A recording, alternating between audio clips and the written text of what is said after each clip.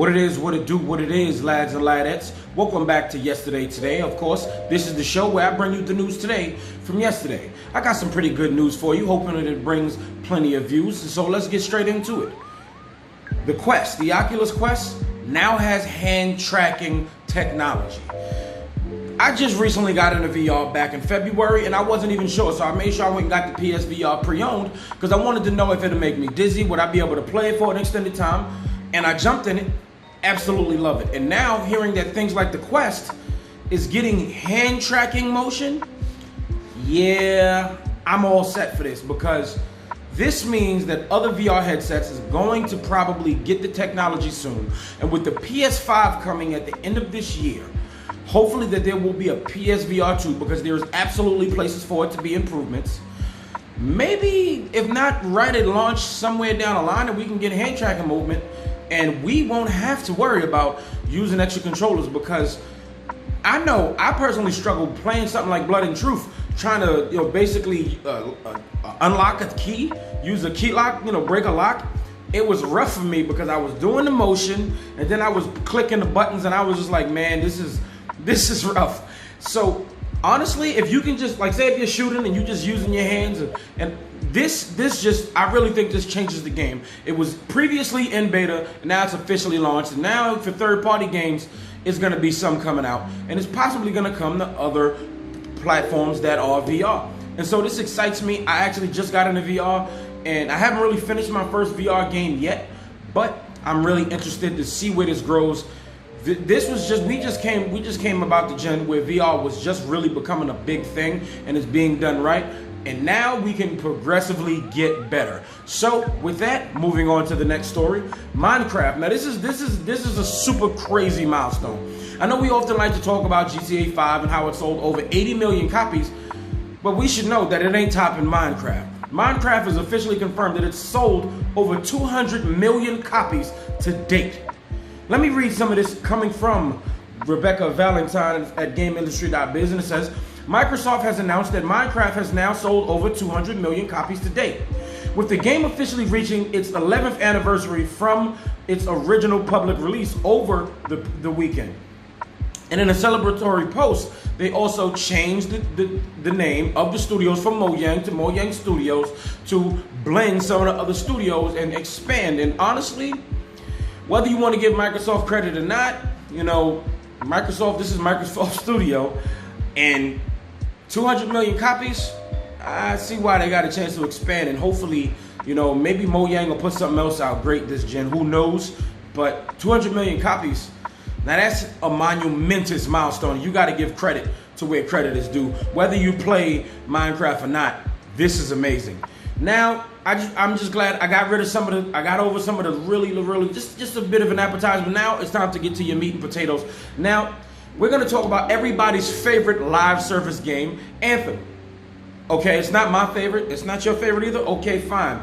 Now, I liked Anthem when I played it. It was fine. It was still just severely lacking content, but the game played pretty fine until I died when I wasn't in combat, and it just seemed like basically the server killed me. I wasn't getting shot at. I wasn't getting swung on. Nobody was hitting me. Nobody was shooting me. I literally was just taking damage and I died. And that was what sealed the deal. I got it for $20. I went to Best Buy because I wanted the steel case. You know how I am with my steel cases. And I still have high hopes for Anthem. I believed in it. The microtransactions weren't really as bad, because EA with their history, I'm surprised, but there was a little bit there. But now they have a 30-man person incubation team working on it.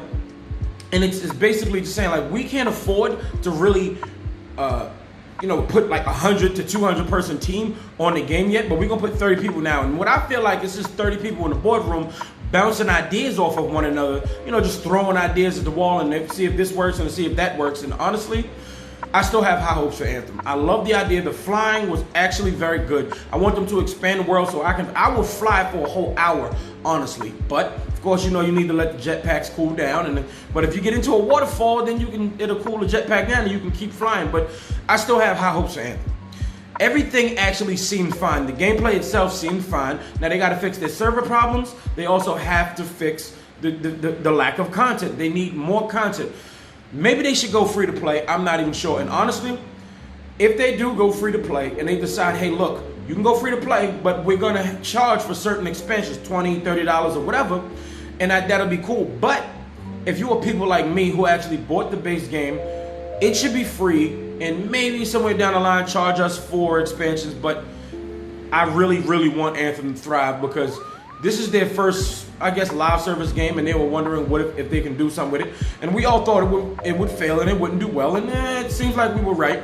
But hopefully they can get it back together in this sense. And I'm really just looking forward to playing some more Anthem. Maybe they could throw like a little single player thing in there, give us some multiplayer, some competitive, something like that. I'm rooting for Anthem, honestly. And yeah, so I would actually like some friends to play with, because I said, hey, why don't you get Anthem? It's only $20. And they still wouldn't even want to buy it. They still didn't want to buy it. They didn't want to play. They said, yeah, it'd be nice to play with you, but I had some friends that played the beta with me. They said it's all right, but it doesn't seem like enough. And then the base game came out about a week or two later, and it still wasn't enough. So honestly, BioWare, let's go, get it together, take this time. Hopefully that 30-man incubation team can really just put some of these ideas together and make something big. And hopefully this will be a redemption arc, basically like how No Man's Sky was. Because No Man's Sky next, they just keep going. Just a couple months back, they put mechs in there.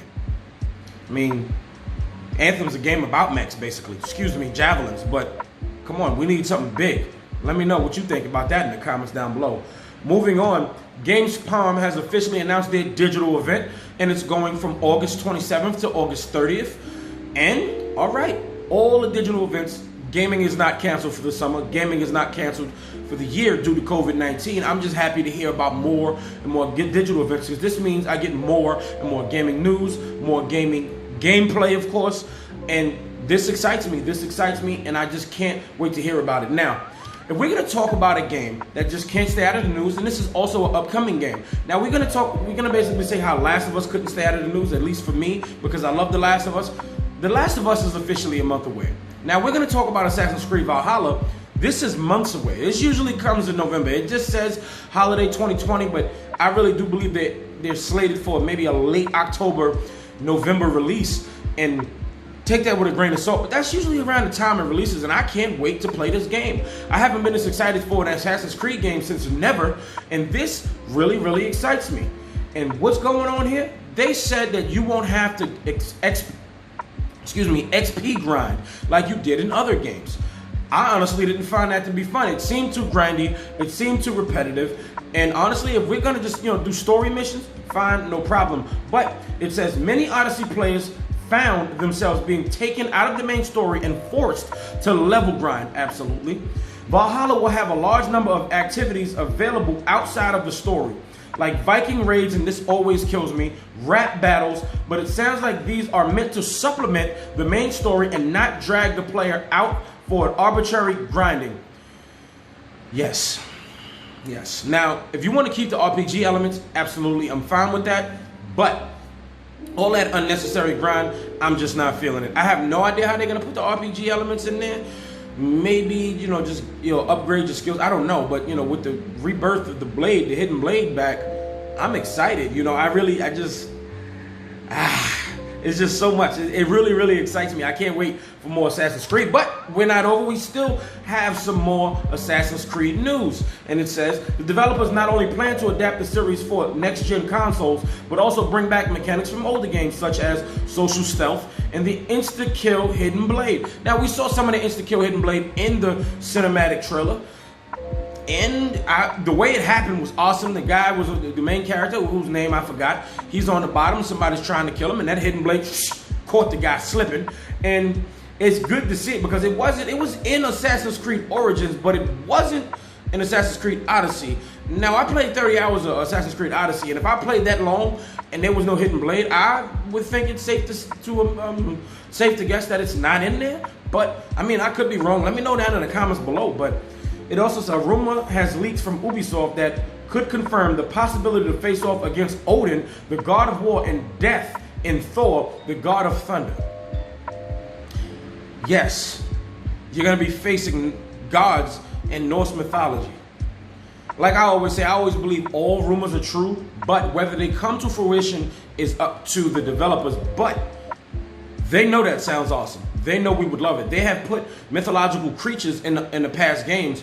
And in Assassin's Creed Odyssey, you fight a Sphinx. Why wouldn't we be able to fight Norse mythology gods? That would be awesome. I can't wait to play this game. Every time I read to you guys, and every time I hear about this game, I get more excited. You see, on the last part of the story for Assassin's Creed, I was fumbling and bumbling over my words. The game is going to be a lot more grittier. There's going to be dismemberment. And now it's a possibility of fighting Norse mythology gods. Yeah, sign me all the way up, man. I've heard enough. But now in our last story, I do want to say this. Mortal Kombat 11 is fire. Now, I haven't played Mortal Kombat 11 since it broke my last Xbox One X. I played that game for 7 hours straight. Woke up the next morning, it just didn't work properly. So, of course, I have another Xbox One X. But now they have the Aftermath DLC coming out with new characters. But also they have new features like friendships. And there's a specific friendship that I saw, Kitana's friendship. And what happens? You see Melina come out of nowhere laughing and they're happy. And they start playing patty cake. And then they make sure that they tweet out and they tell us that Melina is not even in the game. It says, yes, Melina is in Kitana's friendship. No, Melina is not playable. Why would y'all do that to us? Okay, I'm going to need somebody to go and take whoever's operating their Twitter, their Instagram, somebody go over and take their phone, all right? This isn't funny. I don't know what y'all have planned down the line, but I'm excited. Don't play with me, all right? I would love Melina because I'm trying to do some teleport kicks and some cannonball rolls and launch that into a combo, if you feel what I'm saying. So, I can't wait for this. And honestly, I feel like Melina's she's eventually going to be thrown in the game. And maybe if they give us another pass after this, who knows? Usually they give us one pass and then that's it. But this is the year 2 season pass. So I'm excited for this. What about you? Lads and ladettes, thank you so much for watching. If you liked this video, why don't you give me a like? And if you didn't, it's all right. Hit me with a dislike. Oh, and when you hit the subscribe button on your way out, make sure you hit that notification bell so you know when your boy is posting some new content. Lads and ladettes, thank you so much for watching. Stay safe and play plenty. This video is finito.